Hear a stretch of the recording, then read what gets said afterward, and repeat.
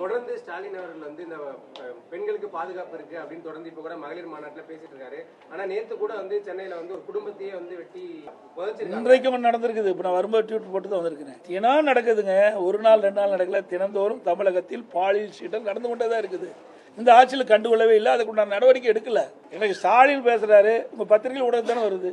அந்த செய்தி வச்சு தான் நாங்கள் சொல்றோம். இன்றைக்கும் நடந்திருக்குதாக செய்தி வந்திருக்குது. செய்தி அடிப்படையில் நான் ட்விட்டர்ல நான் போட்டுக்கிறேன். கூட்டணி பலமாயிடுச்சு உங்க தரப்புல சொல்லப்பட்டாலுமே கூட இது வந்து ஒரு அழுத்தத்தினால சேர்ந்த கூட்டணி அப்படின்னு எதிர்க்கட்சியினர் விமர்சனம் பண்றாங்க. அப்படித்தான் ஏங்க கூட்டணி வரலைன்னா கூட்டணி வரலைமாங்க. அப்புறம் 4 மாசத்துக்கு முந்தைய உங்க டிவி பத்திரிகையில் என்ன சொன்னீங்க? எடப்பாடி பழனிசாமி கடையை விரிச்சு வச்சுட்டு இருக்காரு, யாரும் வரலைங்க. கூட்டணியெல்லாம் வந்தவர்கள் என்ன சொல்றீங்க?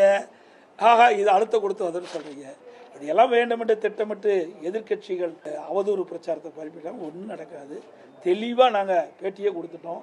பாரத பிரதமர் நரேந்திர மோடி அவர்கள் அங்கே வந்து முதல் கூட்டம் தேர்தல் நடைபெற்ற அந்த மதுராந்தகம் கூட்டத்தில் வந்து அழகாக பேசினார். அந்த கூட்டம் முடிந்த பிறகு நாங்கள்லாம் எங்களுடைய கூட்டணி கட்சி தலைவர்களும் ஒன்றாக இணைந்து அற்புதமான பேட்டி கொடுத்தோம். உங்கள் தொலைக்காட்சியெல்லாம் வந்திருக்குது சார். அதெல்லாம் எதை பேசணுமோ அதை தான் பேச முடியும். எல்லாவற்றையும் பேச முடியாது.